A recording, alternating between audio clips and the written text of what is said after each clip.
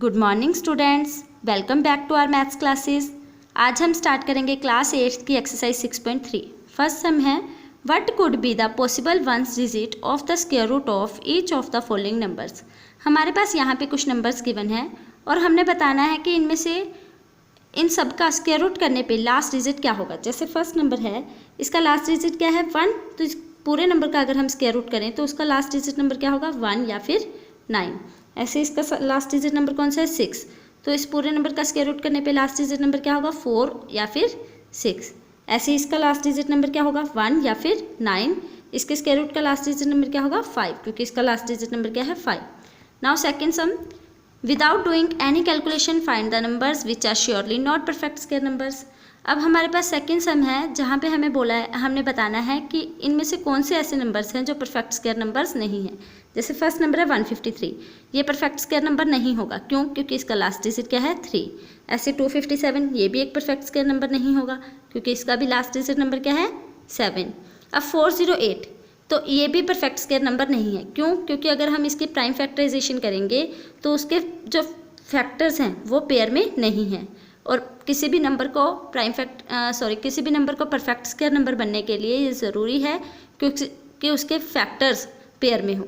Now 441, ये perfect square number हो सकता है, क्योंकि अगर हम इसकी प्राइम फैक्टराइजेशन कर रहे हैं तो इसके फैक्टर्स जो हैं वो पेयर में हैं। Now third sum, find the square root of 100 and 169 by the method of repeated subtraction method. अब रिपीटर सब्ट्रैक्शन मेथड क्या होता है?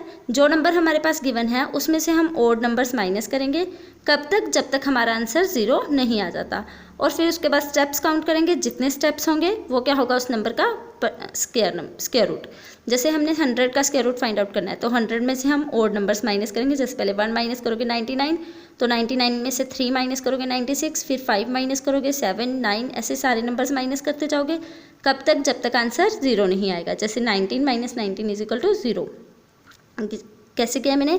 पहले 100 में से 1 माइनस किया 99, फिर 99 में से 3 96, 96 में से 5 माइनस करोगे 91, 91 में से 7 माइनस करोगे 84, 84 में से 9 माइनस किया 75, 75 में से 11 माइनस करोगे 64, 64 में से 13 माइनस करोगे 51, 51 में से 15 माइनस करोगे 36, 36 में से 17 माइनस किया 19, 19 minus 19 is equal to 0।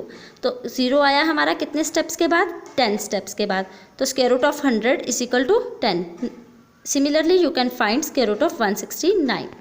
Now fourth sum, find the square root of following numbers by the prime factorization method.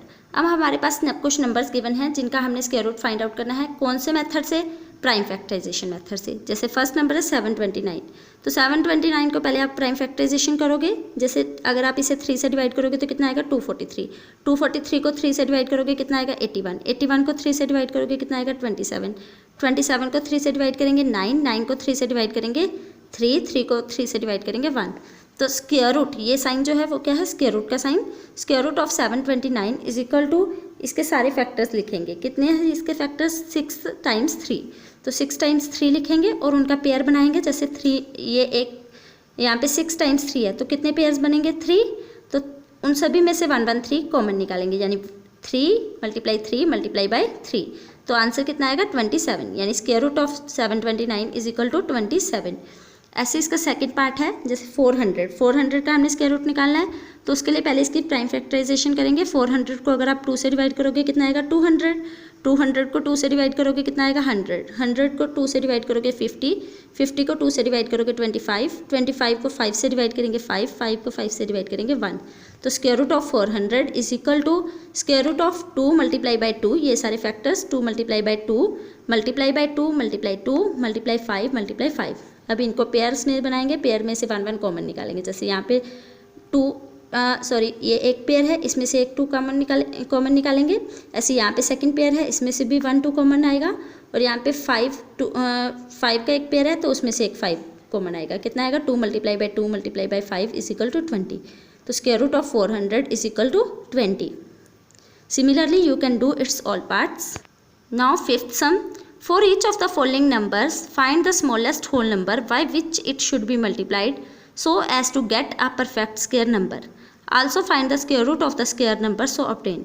अब हमारे पास कुछ नंबर्स गिवन हैं और वो परफेक्ट स्क्वायर नंबर नहीं है, तो हमने उन सभी नंबर्स के लिए वो छोटे से छोटा होल नंबर फाइंड आउट करना है जिससे अगर हम उस नंबर से मल्टीप्लाई करें तो वो परफेक्ट स्क्वायर नंबर बन जाए।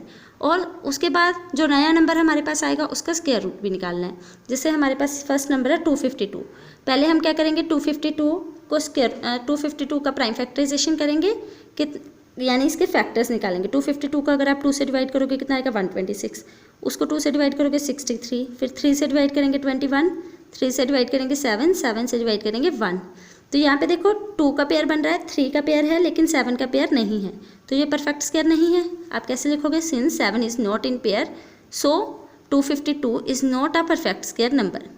अब 252 परफेक्ट स्क्वायर नंबर नहीं है तो इन्होंने बोला था कि वो स्मॉलेस्ट नंबर फाइंड आउट करो जिसे हम 252 से मल्टीप्लाई करें कि ये परफेक्ट स्क्वायर नंबर बन जाए। तो कौन सा है वो नंबर, 7, जो नंबर पेयर में नहीं है। अगर यहाँ पे एक 7 और होता तो वो परफेक्ट स्क्वायर नंबर हो जाता ना। तो 252 को अगर हम 7 से मल्टीप्लाई करें, if we multiply it by 7 we will get a perfect square number. तो हमारे पास क्या होगा, एक perfect square number.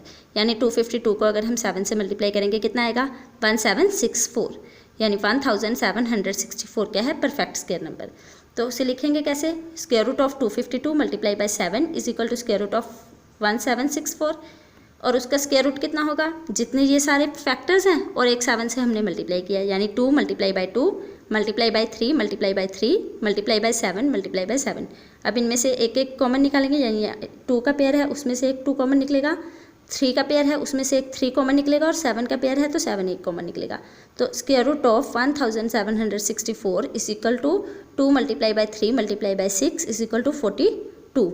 Now students, you have to complete first 5 sum of exercise 6.3 on your fair notebooks. Thank you. Have a nice day.